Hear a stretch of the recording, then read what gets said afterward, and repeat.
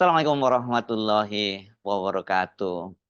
Ini ada tanda-tandanya buat Anda para pendukung Anies Baswedan, ini kabar buruk lagi ini. Setelah kemarin, Bendahara Umum Partai Nasdem memberikan isyarat bahwa ada kemungkinan mereka itu tidak mengusung Anies pada pilkada, Jakarta, sekarang giliran PKB.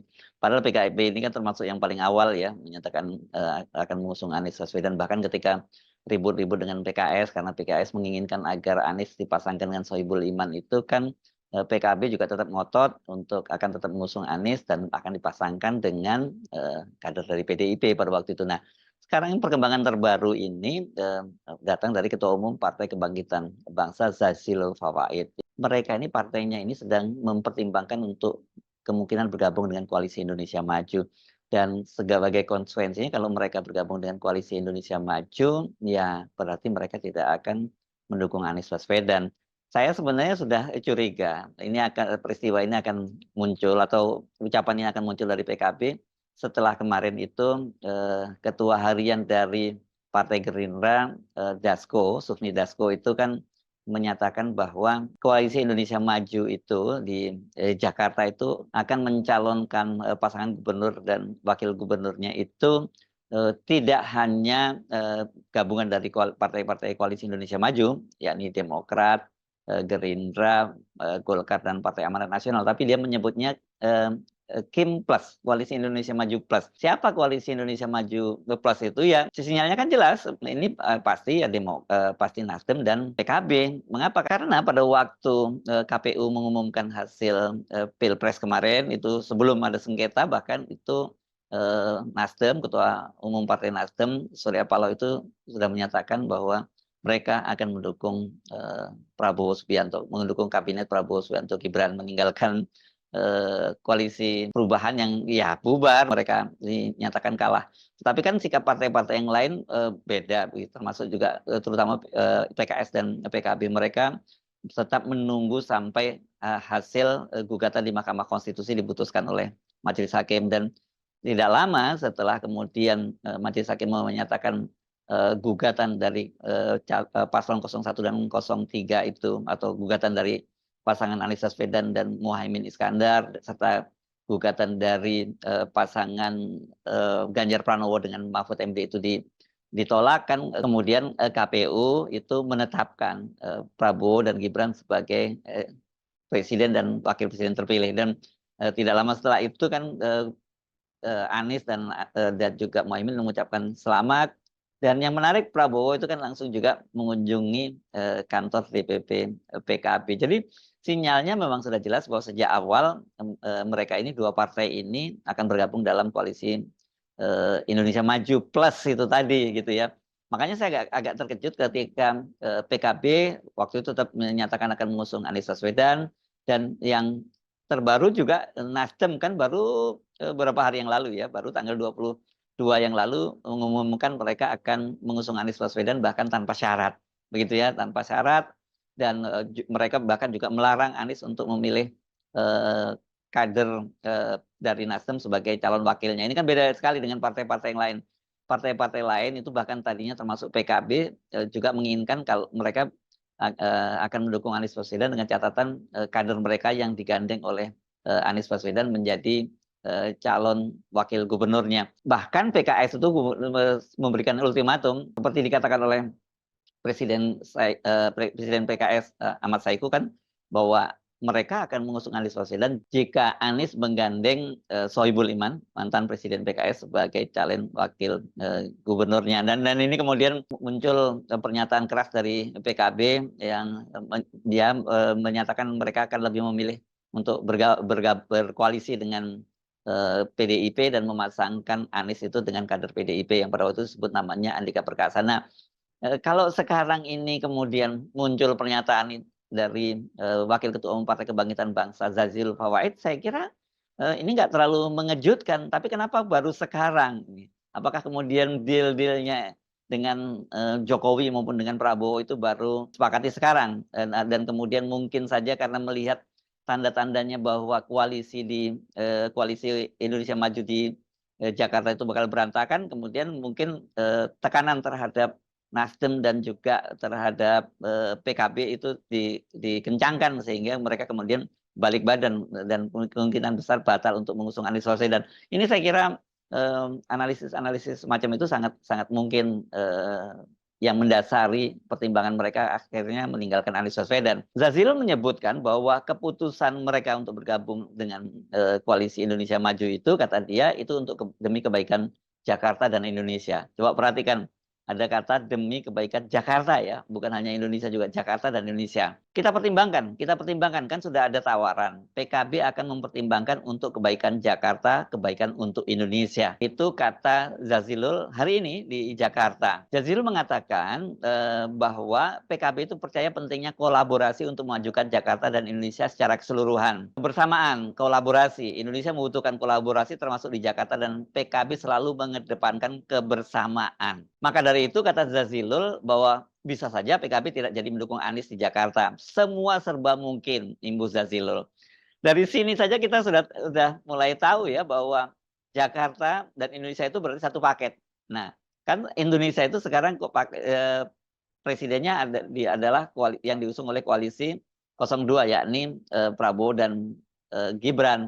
Sementara kalau satu paket dengan Jakarta ya harusnya tidak boleh mereka mengusung Anies. Kira-kira gitu ya logikanya itu. Nah sebelumnya ini kan dalam konten terdahulu juga sudah saya bahas bagaimana tiba-tiba secara mengejutkan itu hanya 4 hari setelah pengumuman 3 hari ya, karena tanggal 25 ya, karena pengumuman Nasdem itu menyatakan mendukung Anies Baswedan tanpa syarat itu tanggal 22 setelah bertemu dengan Surya Paloh. Kemudian tanggal 25-nya tiba-tiba saja Sahroni memberikan pernyataan bahwa ada kemungkinan bahwa partainya itu meskipun sudah memberikan rekomendasi kepada Anies Baswedan, tetapi mungkin tidak akan didaftarkan. Dan 4 hari kemudian tanggal 29 itu pernyataan itu diulang lagi oleh Ahmad Sahroni. Ini bendara umum loh. Ini kan dia berarti pengurus harian dari Partai Nasdem yang dia menyatakan bahwa dia sendiri tidak pernah lihat ada surat rekomendasinya begitu. Jadi kemungkinan itu batal itu sangat mungkin terjadi, walaupun soal ini kemudian dibantah oleh Sekjen Partai Nasdem Hermawi Taslim yang dia menyatakan karena Ahmad Sahroni ini dia bukan bagian dari Bapilu, jadi dia tidak tahu bahwa sudah ada kesepakatan untuk mengusung Anies dan sudah memberikan rekomendasi.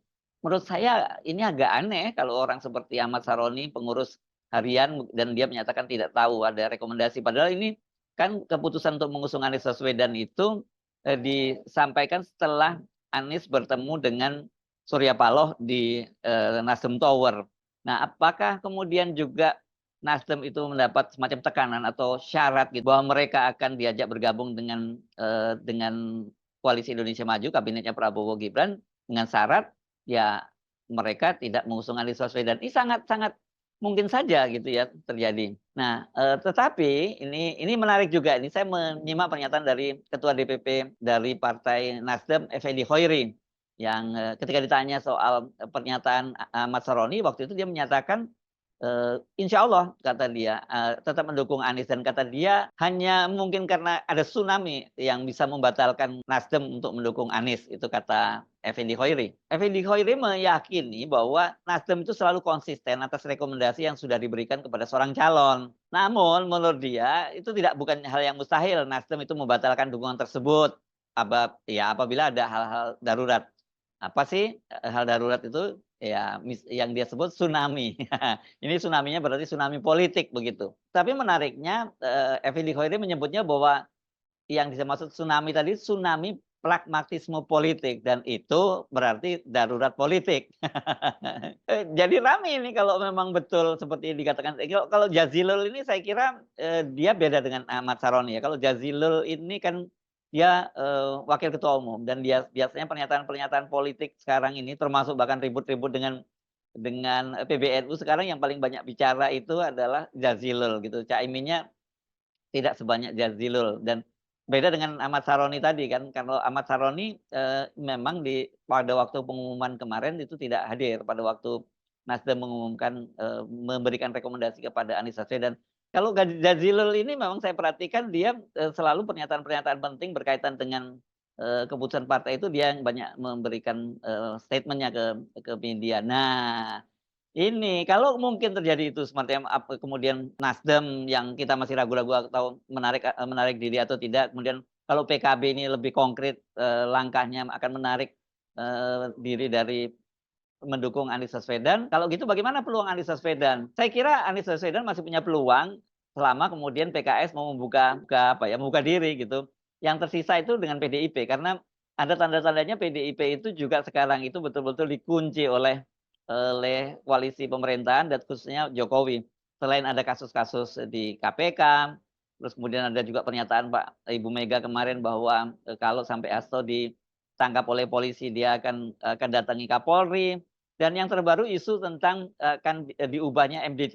Dengan diubahnya MD3 inilah undang-undang berkaitan kedudukan MPR, DPR, DPD, dan DPRD 1 dan 2. Dan di situ disebutkan bahwa tidak harus partai pemenang pemilu dalam hal ini PDIP itu mendapat jatah ketua DPR. Nah, ini kan benar-benar upaya untuk memojokkan PDIP. Sementara PKS juga sampai sekarang ini meskipun sempat bercanda Ahmad Saiku ketika pada Dasko bahwa ajak-ajak PKS untuk bergabung di pemerintahan ketika hadir dalam ulang tahun PKB itu, jangan hanya PKB dan Nasdem saja, itu sampai sejauh ini belum ada tanda-tanda bahwa pemerintahan Prabowo Gibran ini akan mengajak PKS untuk bergabung. Jadi, kalau akhirnya PKB betul-betul memutuskan balik badan karena mereka lebih memilih bergabung dengan Koalisi Indonesia Maju ketimbang mendukung Anies Baswedan, dan katakanlah kemudian juga diikuti oleh Nasdem, pencalonan Anies ini hanya akan selamat kalau kemudian PDIP itu bergabung, berkoalisi bersama dengan PKS.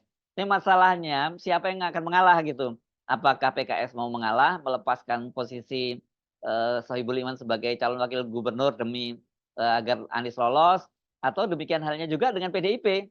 Apakah dia juga kemudian mau katakanlah sebaliknya mendukung pasangan Anies dan Sohibul Iman gitu, karena mereka juga sulit untuk mencari partner koalisi. Jadi ini sekarang kalau tadinya saya menyatakan bahwa satu-satunya calon gubernur Jakarta yang sudah pasti mendapat tiket itu Anies Baswedan, sekarang ini dengan pernyataan sikap dari PKB, dari Wakil Ketua Umum PKB Jazilul Fawait, dan sebelumnya ada sinyal keretakan di tubuh Nasdem karena bendara umum menyatakan belum tentu Anies diberi rekomendasi tapi kemudian tetap dicalonkan sebagai gubernur.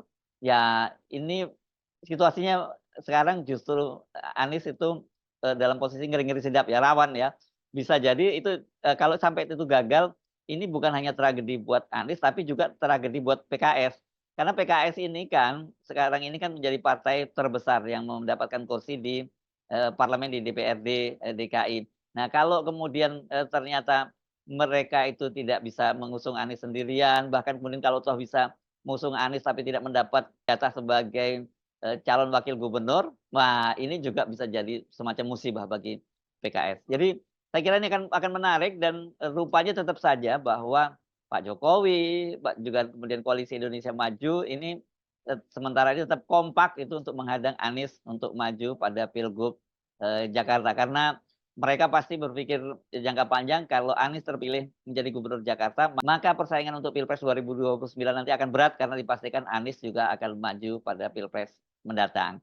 Saya Sebenarif dari Forum News Network, sampai jumpa lagi. Wassalamualaikum warahmatullahi wabarakatuh.